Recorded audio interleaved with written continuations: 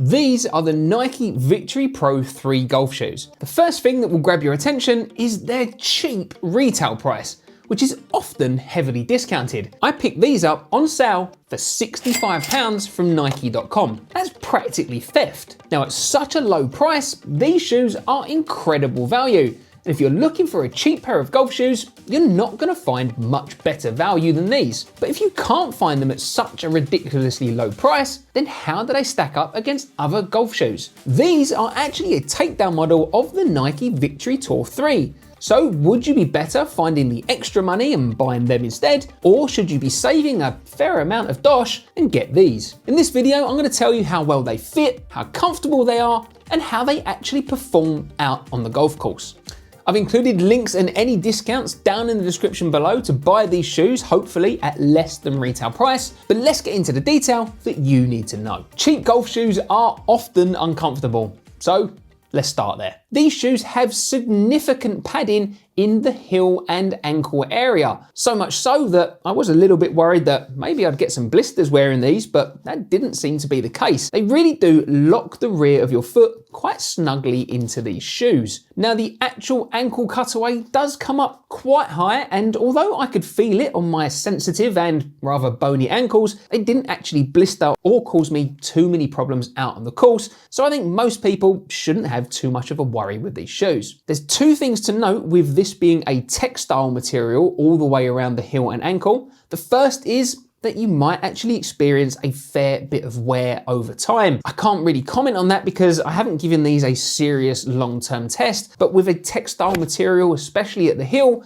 that is something that you can get. You might eventually wear through them. The second thing that I did experience with these shoes is that textile material might actually end up staining when you're using them on wet, muddy days. Now I've given these a pretty good scrubbing, and to be honest, there is a little bit of staining left on that material. It's not the end of the world, but something to know. The instep of these shoes does seem to come in quite deep. So if you've got a particularly shallow instep, you might not find these shoes overly comfortable. You might want to look elsewhere for something perhaps a little bit flatter. I'd say that these shoes are quite narrow, but not overly narrow, which means that you are getting a nice snug fit with these shoes. But if you have got a wider foot, then unless you can find a wide fit version of these shoes, which I don't think I've actually seen, at least not here in the UK, then these may not be the shoes for you, because I think they actually fit pretty well in terms of length. I didn't need to size up in these shoes, and if you're sizing up in these shoes to get a wider fit, then all of a sudden you're probably going to have tons of room at the end of your toes. The upper itself is a synthetic leather. Yep, definitely doesn't smell like leather. Of course it wouldn't, it's synthetic. They're not going to spray leather smell on them, are they? And it feels soft enough to touch. There's actually a little bit of padding on the underside, so it's not the synthetic leather material actually touching your foot. Will these break in? Yeah, maybe a little bit, but I don't think they're going to break in and crease up hugely, not compared to a more natural leather. I wouldn't necessarily say that these were particularly stiff feeling on the top of your feet. They were perfectly comfortable for the price. In my waterproof test, where I pour 300 milliliters over the upper as well as the bottom part of the laces, these shoes performed absolutely fine and as expected. They didn't let any water in through the upper. However, quite a bit of water did sneak through the bottom of the tongue, but there's no gusset on the bottom of this tongue at all, so that water is just going to run straight through. If you're using these golf shoes in a really significant downpour, then I wouldn't guarantee that your feet are going to stay absolutely dry, but in general wet conditions, you shouldn't really have any problems. In terms of the comfort underfoot, you're actually getting a reasonable level of softness. Again, these aren't the most comfortable shoes, far from it, but they're certainly not the firmest feeling shoes I've ever tried either.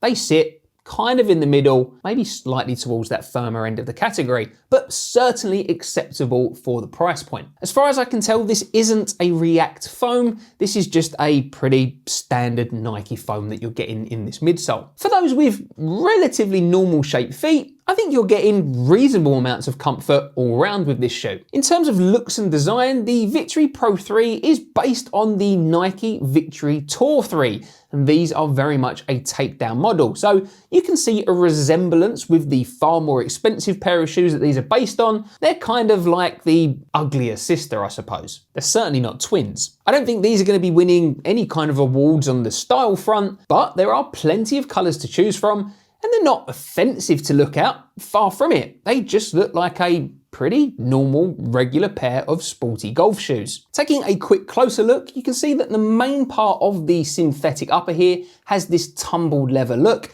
and then at the back, or I should say to the mid actually, then you get this smoother synthetic appearance, and then towards the heel, you're getting the textile material, which is actually on the outside of the shoe as well. And then at the back, then you've got this tumbled material at the back. Again, you can kind of see in a little bit of faint detail, you've got Victory Pro imprinted on this heel here. And the Nike swoosh is a kind of medium-sized swoosh, and it's made of this plasticky material there. And you've got some color accents around the Nike swoosh and around the leather as well. And then you've got some perforations as well running along the side, on the toe, and then on the inside as well. There's a little bit of texture going on with the midsole foam. You can see that ripple effect there, and that carries through to the underside too. And on the actual outsole, this is a rubber outsole that's of a split design. If you look really closely, you can see these kind of different flecks of colors in that material there. So that to me suggests that this is part of the Nike sustainable program. In fact, I think I'm pretty sure that it is. So that's probably little bits of recycled outsole being implemented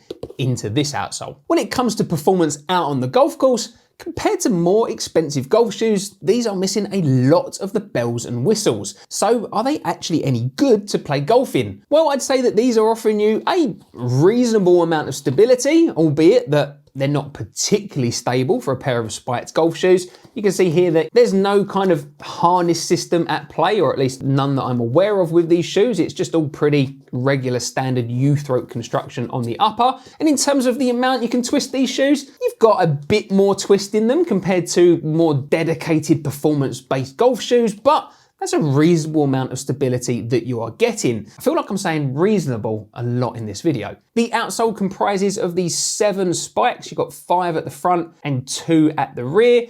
And although there's a little bit of texture pattern going on with this rubber outsole, at least I think that's rubber, it's certainly not a hard TPU material. I think that is a rubber material, albeit quite a hardened rubber material.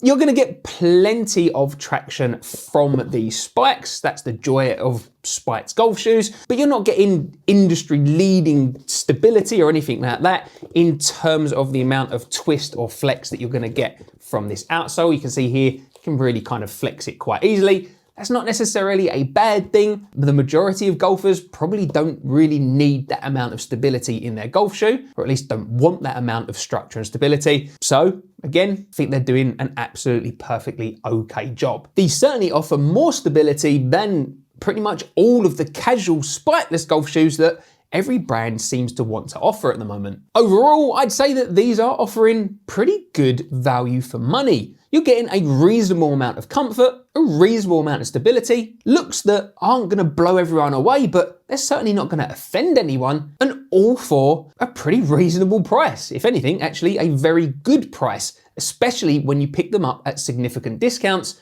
which you can often do on Nike's websites. Now, if you like the sound of those discounts, then make sure you subscribe to my monthly newsletter. I've included links down in the description below because I share the biggest and best online discounts that I find both here in the UK and in the US. You might be wondering what the more premium Nike Victory Tour golf shoes offer above and beyond these Nike Pros, in which case I've included a link to my full review, which you can watch right here. And if you haven't done so already, please make sure that you smash that like button and subscribe to the channel. I think that would be a reasonable thing to do, just like these reasonable golf shoes.